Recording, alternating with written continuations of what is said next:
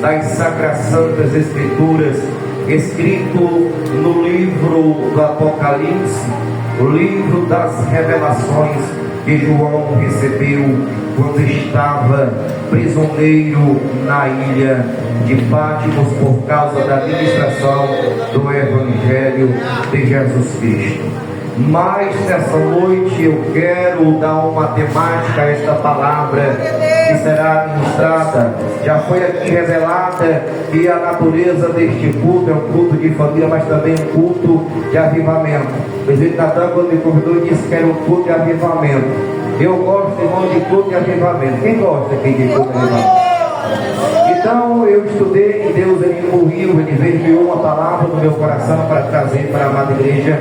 E se eu for dar um tema, a mensagem que Deus colocou no meu coração, o tema seria vivo ou morto.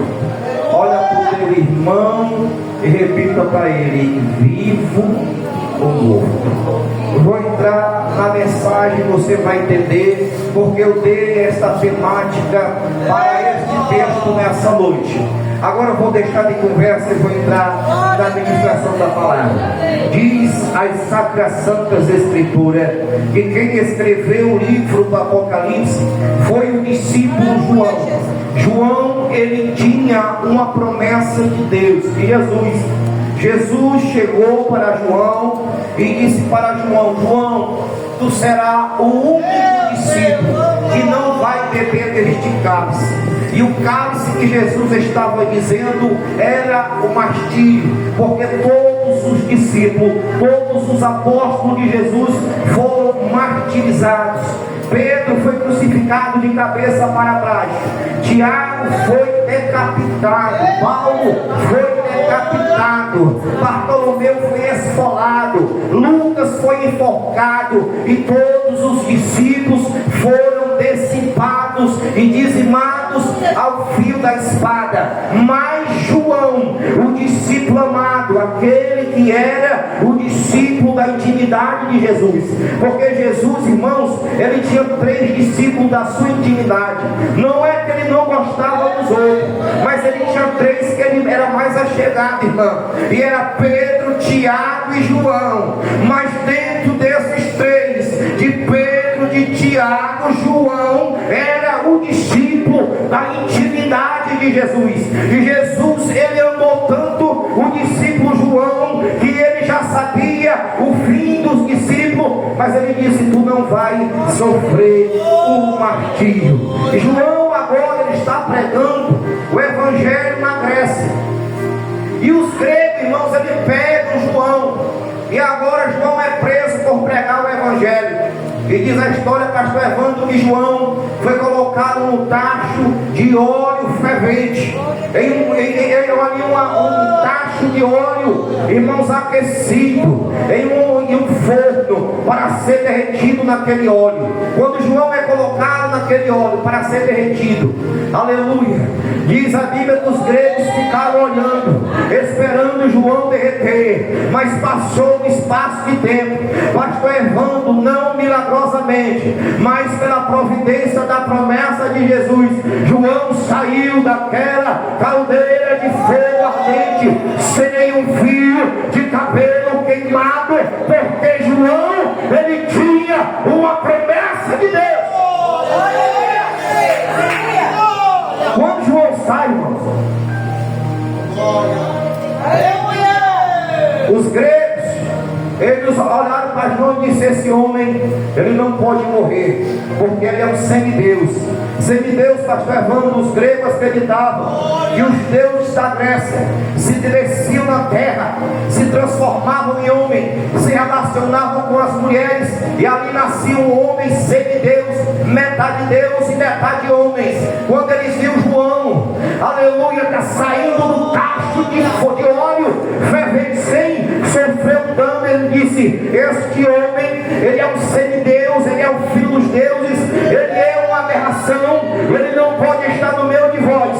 E lá na Grécia, a 70 quilômetros do mar Egeu, havia uma ilha chamada Ilha de Patmos. Era uma prisão onde era colocado pessoas ali pelos gregos para morrerem e serem dizimados naquela ilha. Sabe por quê? quê, irmã? Porque lá na ilha de Patmos tinham besta-feras, e quando os gregos iam assaltar os prisioneiros não davam tempo de nem chegar na beira da praia. O leão, a hiena e os ursos dizimavam no meio da trajetória, mas João foi colocado lá, chegou na beira da praia, não teve urso, não teve hiena, não teve leão que tocasse João.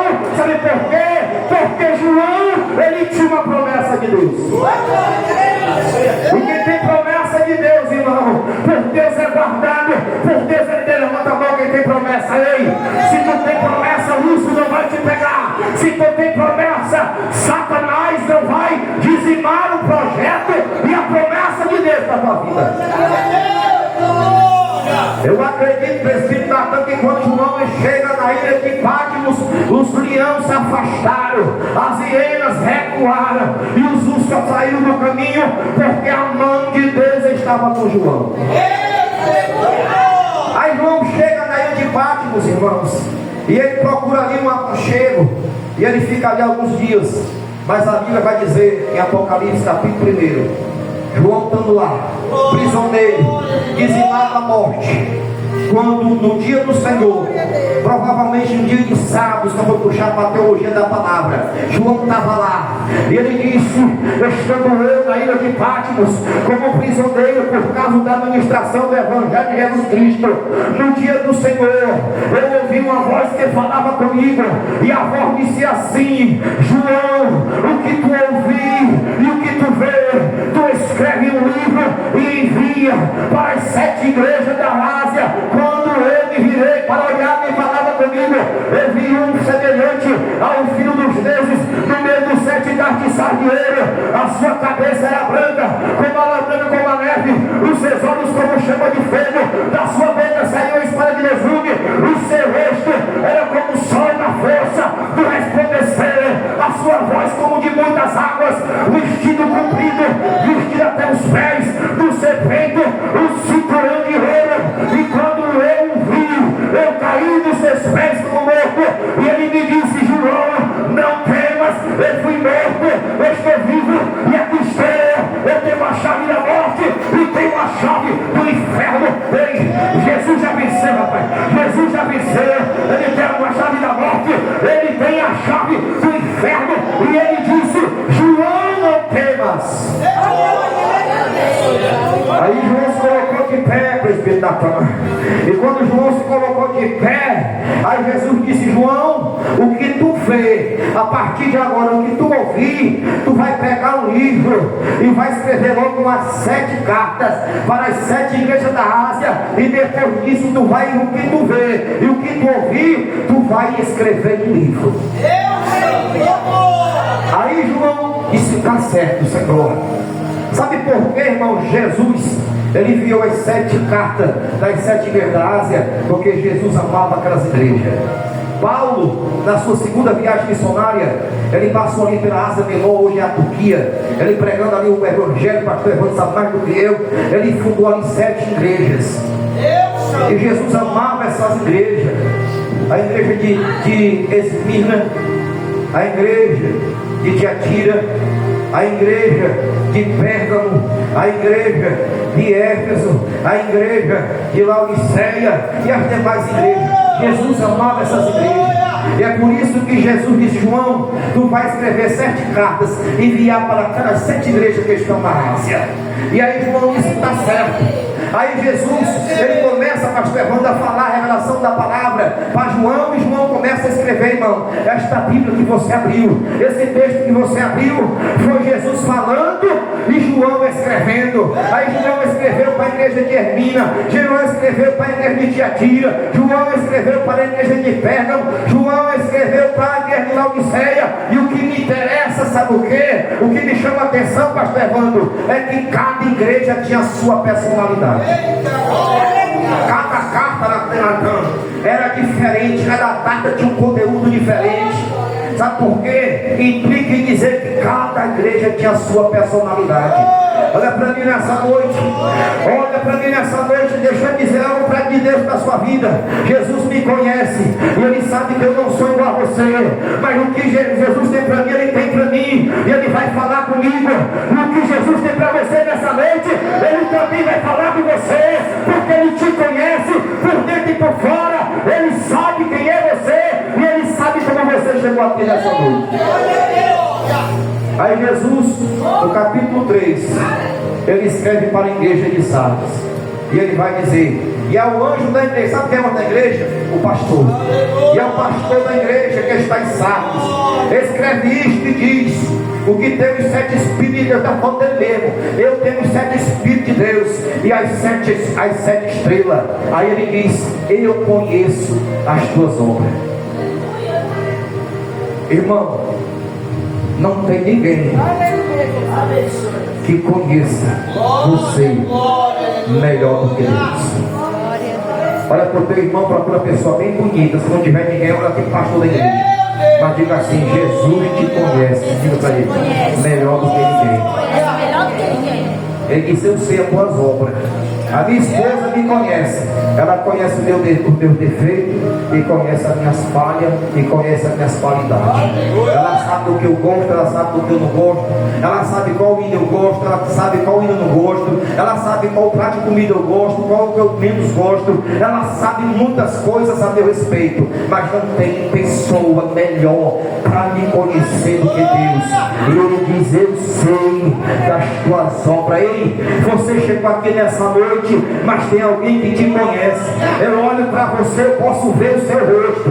Nos teus olhos eu posso até ver a tua alma. Mas quem está aqui nessa noite conhece o teu corpo. O que está aqui nessa noite sabe quantos fios de cabelo tem na tua cabeça. O que está aqui nessa noite, Ele conhece a tua alma. O que está aqui nessa noite, Ele conhece o teu espírito. O que está aqui nessa noite, Ele conhece a tua história. O que está aqui nessa noite, conhece a tua trajetória. O que está aqui nessa noite, Ele sabe do que você precisa nessa noite. E Ele está aqui. Aproveita que Ele está aqui nessa noite. Abre a tua boca, glorifica o nome do Senhor, porque Jesus já chegou na casa e Ele te conhece melhor do que ninguém. Jesus conhecia aquela igreja, pastor Evandro. Jesus conhecia aquela igreja, presbítero Natan. E sabe o que é que ele vai dizer? Eu te conheço, igreja de Sardes, e vou te dizer: tu tem o nome de quem está vivo, porém tu já morreu. Olha para mim nessa noite, irmãos. Eu estudei sobre a igreja de Sardes.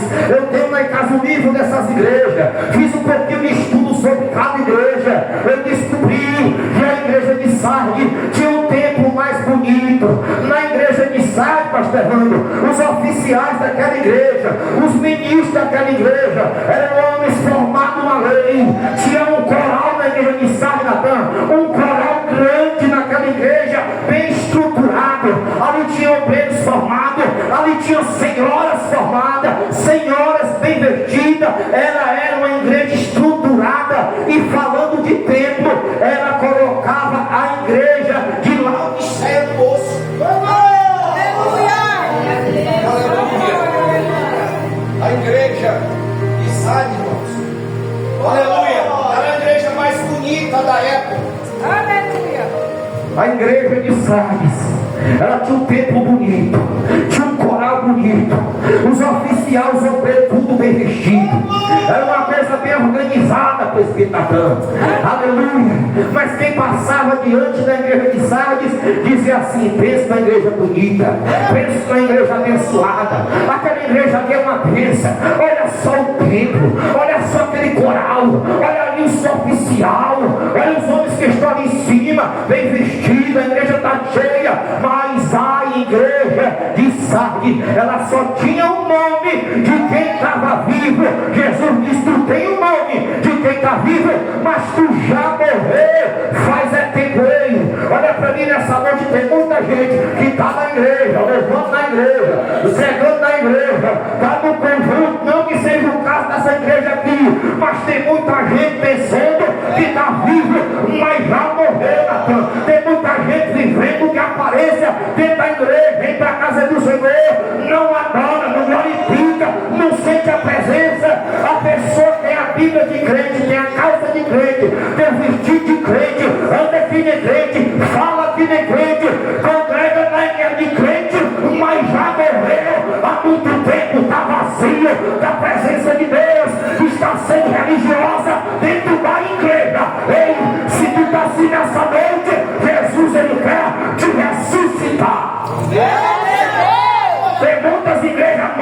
aí, irmão, a gente vai pregar o Evangelho, aleluia, é uma igreja morta, sem alegria, um tempo que não adora, a gente não sente a presença de Deus. Ei, falar bonito não quer dizer que está vivo. Ei, se vestir bem não quer dizer que está vivo. Ei, ter um carro, ter uma conta, não quer dizer que está vivo. Mas sabe o que quer dizer que está vivo? É eu e você, estando na presença de Deus. Ei, olha por ter e vai perguntar, irmão, tu está vivo ou tu está morto, rapaz?